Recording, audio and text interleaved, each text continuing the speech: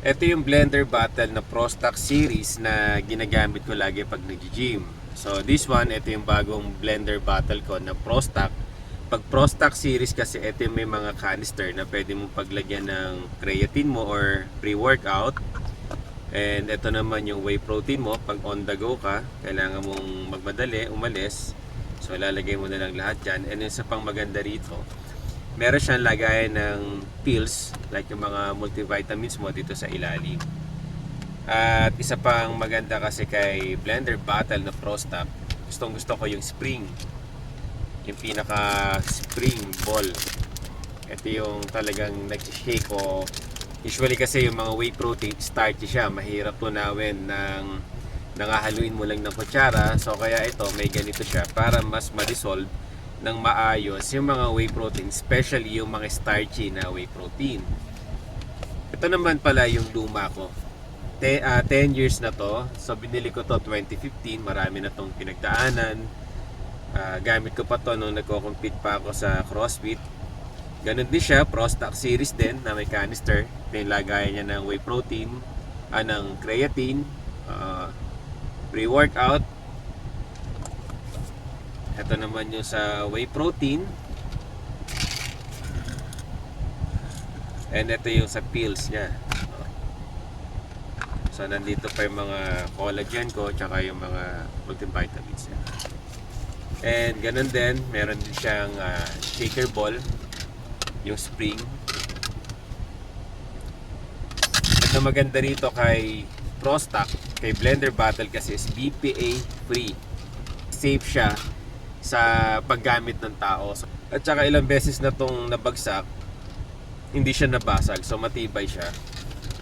Kasi maganda yung ginamit sa kanya na material na plastic, makapal at saka yan, makunat siya. Hindi siya malutong kaya hindi siya madaling mabasag. Ilang beses na tong bumagsak. Ang nangyari lang sa kanya, ayan, nagkaroon lang siya ng konting sugat. Nabagsak kasi sa semento mataas, pero hindi siya nababasag. Kaya kahit mahal si Pro Stock, si blender bottle, siya pa rin yung binibili ko kasi tested ko na talaga to. So ito yung bago ko. It's time para magpalit na ng bago kasi 10 years na rin siya. Sulit na rin. At bumili ako ng bagong kulay. And pwede mong gamitin yung canister nito sa kanya kasi same lang to eh.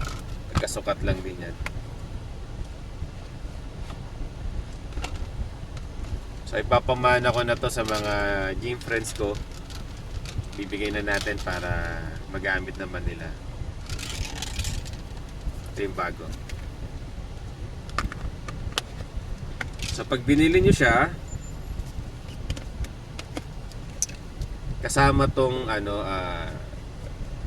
isang shaker sa loob, ganyan.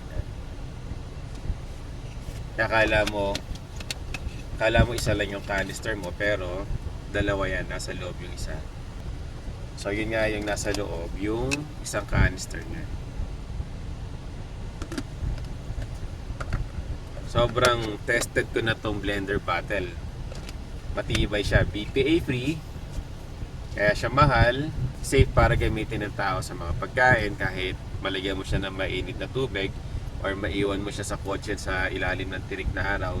Safe siya gamitin, pero hindi ko sinasuggest na gamitan siya ng mainit na tubig kasi pang malamig lang talaga siya. Pero ang ibig sabihin, safe pa din siya kahit malagyan siya ng mainit na tubig. Wala siyang mga bad chemicals na nagre-react sa init.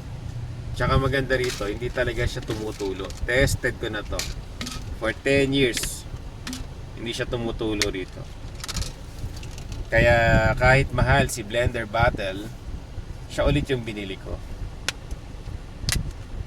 Yan. Pro Stock series, yung may mga lagayan ng supplements. Dito sa takip, malaki na yung in-improve niya. Kasi kung papansin niyo ito, maliit yung lid ng takip. This one, medyo malapad na siya. Ang capacity nito pareho is 600 ml. Mas marami ako naiinom kasi madaling uminom dito dahil nga medyo malaki yung bibig niya, mas napapalakas ako uminom. So kaya kahit after 10 years, Blender Battle pa rin yung binili ko na brand. At saka yung Pro Stock series. Ayan, oh. Tested ko na yung Pro Stock eh. Kasi nga may lagayan siya ng mga supplements. At saka maganda talaga yung Blender Battle. Ang dami ko nang na-try na shaker. Iba talaga si Blender Battle. Matibay.